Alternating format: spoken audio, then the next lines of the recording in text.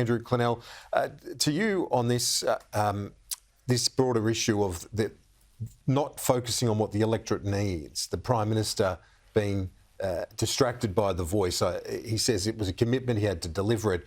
But in a lot of areas like this, and there's probably a dozen other comparable seats, similar suburban, outer suburban and regional, right on the front line of this cost of living crisis, which if this is a massive swing tonight, Labor will be very, very worried.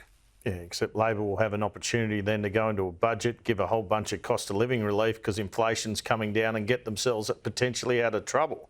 And I think that's the plan, Kieran. And interest rates will be coming down. I think Labor wouldn't mind if they just hang on here and then they get the chance to say, we've heard the message, and they roll out all this stuff. That's the way I can see it happening. The problems for them are going to start if they lose.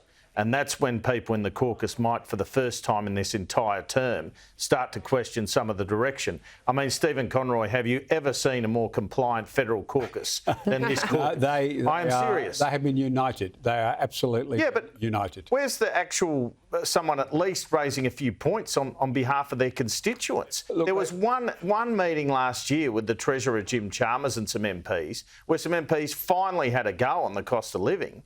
But federal caucus, they're all too afraid of whatever the consequences are to actually speak for their electorate. It's been the honeymoon as well. You remember we had the honeymoon, we had the Aston by-election, interest rates then started cranking up, and so that's been a slow burn.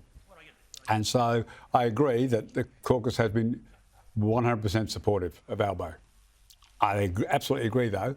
There will be a lot more conversations openly, as well as mutterings, about what do we need to do to fix it. And you know, Jim Chalmers will deliver a second surplus budget, no matter what he wants to try and pretend. Sorry, Jim, I've let the cat out of the bag on you there. Thanks to Cole. Thanks to Cole. Thanks to Cole. It doesn't matter. And iron ore. Okay. Thanks to all of the reasons. And gas. We went. Yeah, there's every resource. So he'll deliver a second surplus. He'll deliver a second surplus. Interest rates will start coming down. Our economic message will be much stronger by the end of this year than it is today. And that cost of living dollars will be coming in. The interest rates will be going down, economic growth will be picking back up. So that story will be strong for Labor. Yes. And that will be the main debate, and Labor want to keep it on that.